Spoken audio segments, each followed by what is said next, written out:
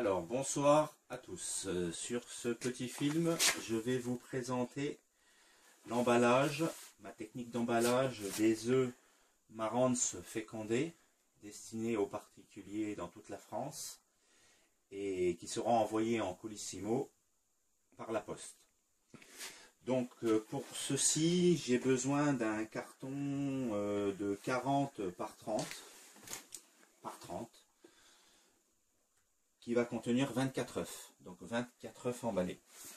J'ai besoin aussi d'une petite boîte en bois qui va me servir de double paroi afin de protéger les bords des cartons. Vous allez mieux comprendre après avec la démonstration. Donc, en premier lieu, je pose dans mon carton ma petite boîte. Vas-y, tu peux approcher, Émile. Là, au préalable, j'aurais préparé des papiers et je crée une paroi de papier journal tout autour.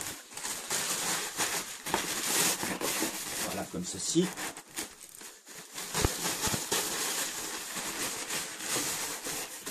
Voilà.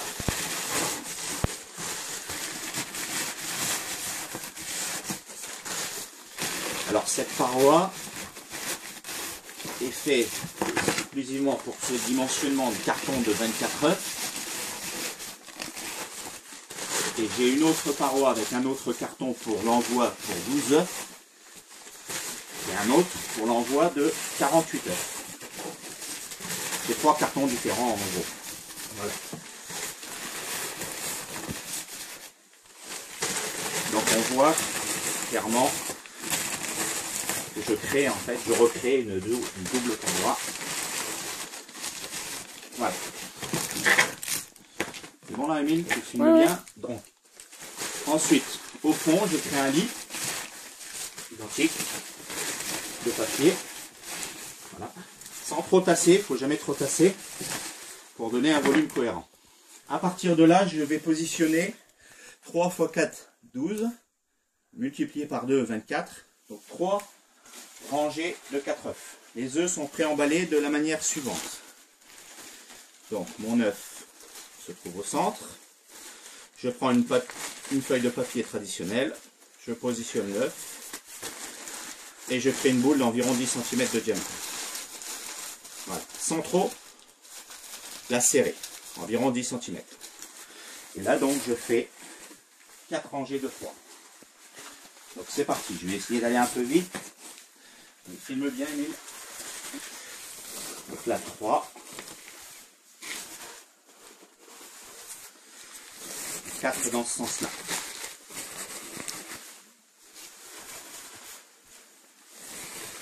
Voilà.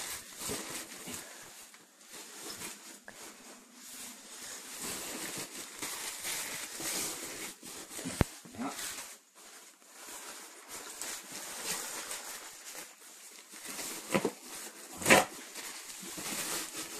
Et voilà. Voilà une première rangée. Deuxième rangée. 3, donc toujours les boules. Là, bon là je vais un peu vite, d'habitude je m'applique un peu plus. Notamment pour garder une bonne forme circulaire des papiers. Là. Tac. Et tac. Voilà. À partir de là, je recrée une deuxième couche, un toit de papier. Alors bien sûr, le but c'est de ne pas laisser la double paroi à l'intérieur. Donc pour cela, j'ai plus qu'à tirer dessus et la faire glisser vers le haut. J'enfonce le papier pour garder bien la double paroi papier et j'enlève petit à petit là, ma double paroi en bois. Et là vont se retrouver prisonniers les œufs correctement à l'intérieur. Ils se trouvent ici avec la double paroi de papier. Voilà. À partir de là, je referme mon carton. On scotche l'ensemble correctement. L'ensemble du carton doit être scotché. Voilà. Petit bout, surtout pour la démonstration. Voilà. Et à partir de là, ce qui se passe à la poste, ben c'est ça. Hein, parce que des fois, ben, c'est pas forcément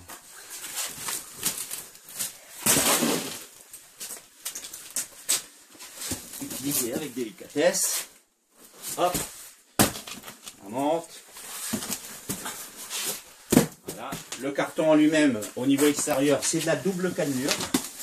J'utilise de la double cannelure. Hop, hop, et voilà. Donc, le carton arrive chez le client. Il l'ouvre en espérant que ses œufs sont en bon état.